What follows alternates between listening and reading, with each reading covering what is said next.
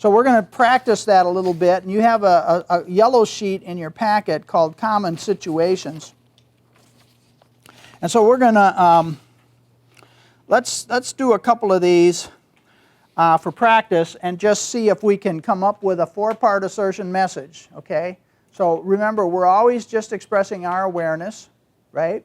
Other than describing the behavior that they did, which is not something that there should be an argument about whether they did it or not. And then we're going to try to get them to take our role, okay? And notice we're going to hit sense data actions. Here we have the feelings and concrete tangible effects. Now what are we talking about? Well, this could be a description of the behaviors, but concrete tangible effects might be also how it's interfering with our intentions, with our lives, and then the request for change is intentions.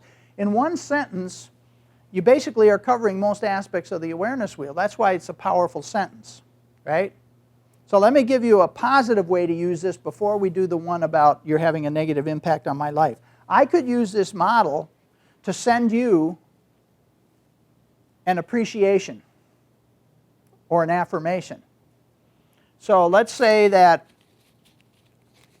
Dano saw that I was having trouble with some of the equipment or whatever, and I was just getting really frustrated and so forth. So he drops what he's doing. He comes over and he spends 45 minutes with me to help me troubleshoot what's going on. And I know he's getting behind on his work while he's doing that, but I'm new here and I don't know what I'm doing. And so he wasn't told to do that. I didn't ask him to do it. He just came and volunteered. And he fixes it for me, and all of a sudden I'm relieved and everything's going okay again. And then he goes back. Now he's going to pay a price because he's now 45 minutes behind on his work. So what? Let's do this. So Dano, when you dropped everything you were doing and came and helped me fix what was going on with my equipment here, I felt really grateful and relieved because I was totally lost and I just kept screwing it up worse. And I just want you to know I really appreciated that. You see how that's a much more powerful message than if I just said, thanks for your help, Dano.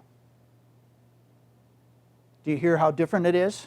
So if you start to give your affirmations and appreciations using this, where you describe the specific behavior, tell them how it made you feel and what the concrete tangible effect was, this is huge when you work with kids because it blows their mind. They're just not used to anybody doing this. You know, they did a study where they looked at like primary school students, and they just, during the course of a day, they looked at how many times the kids were told what not to do and how many times they were affirmed for what they were doing. And the ratio was something like 10 to 1. For every 10 times they were told what not to do, they got one what was going good. And most of the time it was not put in this format, which would make it more powerful. Okay, but now we're going to switch to somebody's having a negative impact. So let's do number 3. So what I want you to do is use this model. You can use your worksheet and take about 3 or 4 minutes, read number 3, and see if you can come up with a when you, I feel, because statement. Fill in what I'd like as well, but we may not have to use that. And this is the message now that you're going to try to send to the person who's having the negative impact. Okay, let's try this. I want somebody to just give me your sentence, you know, whatever your 4-part assertion message sentence looks like, and I'm going to just jot it down up here, and then we're going to now realize that there's no one way to do this. There's an unlimited number of ways to send a message. The language for all of you will be different, and they could still all be good 4-part assertion messages, but we want to make sure that when we put these messages together, that we're not accidentally becoming submissive and we're not accidentally becoming aggressive. Otherwise, that messes with the message in a way that makes it not get us the outcome we want. But anyway, who will give me their sentence? Okay, when you don't get me your material in a timely manner. I'm going to write this down, so give me a chance. Don't get me your material in a timely manner. Very good. Frustrated. I feel frustrated. Okay? Because it puts the team behind schedule.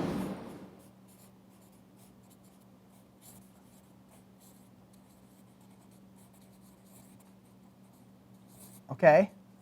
What I would like is for you to take responsibility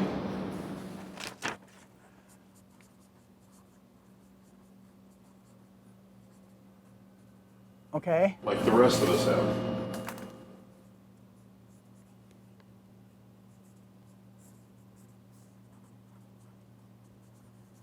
Rest of us have. That's probably where it went aggressive. Well, what made you say that, Dana? Because it just feels, it has a little tone to It has it. a little preachiness to it, judging. right? Yeah. So do you hear the moralizing in it? Which, remember, we want to stay away from roadblocks and barriers. Okay, so we'll play with that. Okay, so now, is this a good non-judgmental description of the behavior to be changed? And I would add a word here that I might not have put in before, but as you're going to try to learn how to do this really well, you want this to be as specific as possible, right? So what I'm going to say is, I like this. When you don't get me your material in a timely manner, it would be possible, you see, if this is a person who's always squeaking out of deadlines, which it sounds like they might be, you know, because you did this several times before, and they made promises and then they didn't keep them, I might actually give them all the specifics. So last week on Wednesday, you promised you'd get it to me on Thursday. On Friday, you said you'd get it to me on Monday. On Monday, you said it'd get it to me on Tuesday. It's Wednesday. So I might be specific if I have the specifics so that they start to understand the specifics of the behavior, because that's what's having this, you know, wouldn't anybody get frustrated by that point? Did anybody have any other feeling words here? I thought possibly about worried. Yeah, I was thinking about that too, because if I'm the one responsible for putting the whole thing together, because they're going to write individual parts, but it looks like I'm the one, I'm worried, like I'm not going to have time to put it together. So that's not only going to set up how I describe the negative impact, right? Which would be another way to come at this. Remember, there's more than one way to do this. So either one of those works. Anybody have anything else? I used stressed. Stressed? And I used irresponsible because it's my responsibility to meet the deadline. You use that for a feeling? I personally feel irresponsible, that I'm being irresponsible. Because I'm not meeting the deadlines because you're not meeting the deadlines. Okay, that's good. That's good. So, yeah, you have to explain that very carefully, though. Yeah. And what's tricky about it is when you're feeling like you're not being responsible, what's the feeling under that?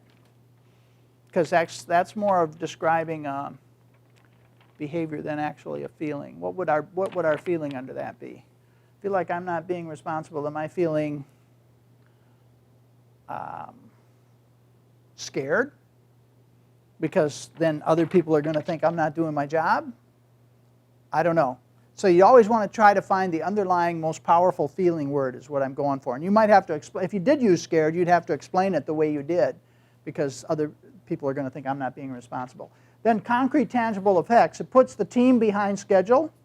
That's the way Dana went at it, and Sue went at it more from the perspective of it's going to make me be not responsible in my job, because I need that part to be responsible, right? So I like when there's an impact that's bigger than just you, it's good to point that out. And that's what Dano did too, though. That it's affecting me, but it's also affecting the team. It's also affecting maybe somebody else on the organization who needs this report to do the next step. So whatever those impacts are, you want them to fully understand how their behavior is having impacts on not just you in this situation, but multiple people, right? And then the request for change. Did anybody have that different? Because Dana was pointing out that he thought he might have been getting a little aggressive here. Now, he's probably totally accurate. The person is being irresponsible, right? But remember, we want to do this with respect, without any name calling, without any moralizing, but we still want a request for change. What did some of the rest of you have? Step up and take the bull by the horns. Yeah. Again, you're giving them a directive. But Inspiration. what did somebody else have? What I'd like is, or did nobody get that far?